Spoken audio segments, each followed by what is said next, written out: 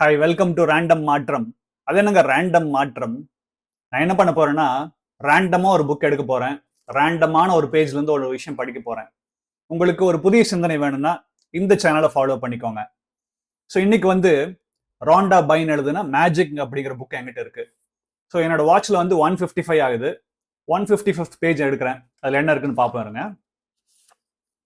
51, 52, 53, 54, 55. Okay, இங்க இருக்கிறது அப்படியே படிக்கிறேன். Count your blessings.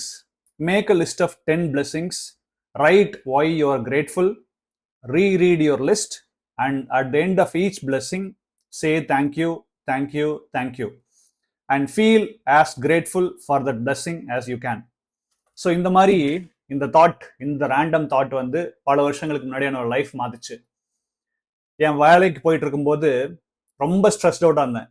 அப்போ வந்து எங்கேயோ ஒரு வீடியோ பார்த்தேன்.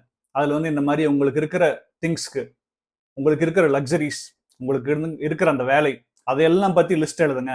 லிஸ்ட் எழுதி தேங்க்யூ போட சொன்னாங்க. அதே சிந்தனை இந்த புக் வழியா ரேண்டமாக உங்களுக்கு வந்திருக்கு. See you in the next video.